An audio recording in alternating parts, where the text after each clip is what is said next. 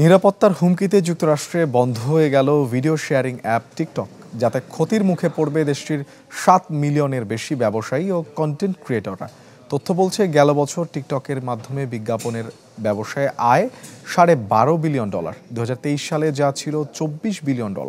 TikTok বন্ধে এই ব্যবসা চলে যাবে গুগল, মেটা, অ্যামাজন, মাইক্রোসফটের মতো প্রতিষ্ঠানগুলোর হাতে। ব্রেকফাস্ট, টিফিন কিংবা স্ন্যাক টাইমে মজাদার আয়োজন মানে অল টাইম ব্রেড। নানা জল্পনা কল্পনার অবসান ঘটিয়ে অবশেষে বন্ধ হলো জনপ্রিয় ভিডিও শেয়ারিং অ্যাপ টিকটক। চীনা মালিকানা, গুপ্তচর বৃত্তি আর পেপাল মাফিয়াদের দাপটে শেষ হলো মার্কিন মুলুকে অ্যাপটির ৬ বছরের দাপটে দৌরাত্ম্য। তথ্য বলছে, দেশটিতে টিকটক ব্যবহারকারী ১৭০ মিলিয়ন। অ্যাপটি বন্ধ হওয়ায় নতুন করে ইনস্টল বা ডাউনলোড করতে পারবে না ব্যবহারকারীরা। ফলে সফটওয়্যার ও নিরাপত্তা আপডেট ছাড়া সময়ের সাথে অ্যাপটি ব্যবহার অনুপযোগী হয়ে পড়বে।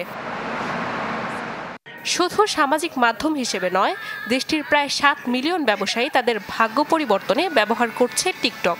সিএনবিসির মতে, অ্যাপ বন্ধে ছোট ব্যবসায়ীরা হারাবে $1 বিলিয়ন। ২ মিলিয়নের বেশি কন্টেন্ট ক্রিয়েটরের আয় কমবে ৩০০ মিলিয়ন। তথ্য বলছে, গেল বছর টিকটকের মাধ্যমে বিজ্ঞাপন ব্যবসায় আয় ছিল $12.5 বিলিয়ন।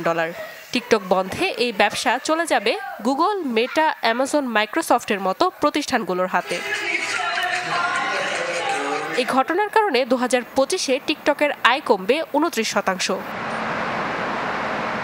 নাদিয়া ইসলাম তুলি, চ্যানেল 24।